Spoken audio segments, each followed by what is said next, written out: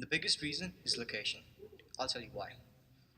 I was in Paris a year ago, where I was visiting some friends, and we decided to go watch an Indian movie that was playing 30 miles outside the city.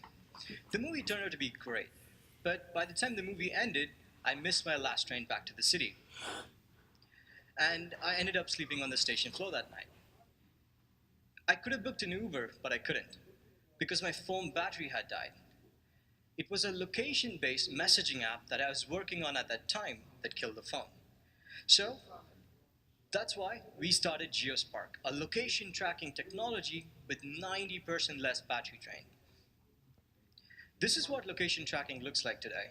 Location is being picked up, whether you're moving, you're stationary, putting a lot of stress on your GPS.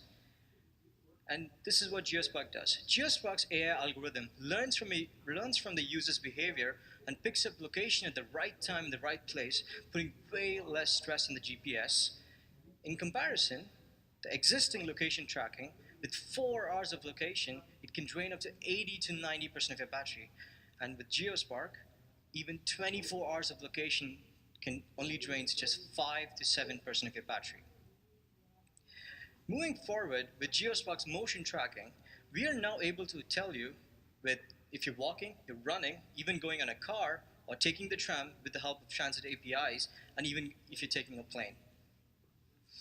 By doing this, we are able to provide way more structured data. For example, I'm trying to go from my home to Rockset's HQ, and the data looks like I'm walking for 3 minutes, I took a tram for 17 minutes, I spent some time on the central station, and I took a bus for 12 minutes, and I walked for a minute to get to Rockset HQ. With more structured data, we believe developers can do more with location. GeoSpark acts as the transport layer between your connectivity layer, that is your GPS, and the service layer, that is the iOS and Android apps. So as of today, GeoSpark supports iOS and Android SDKs.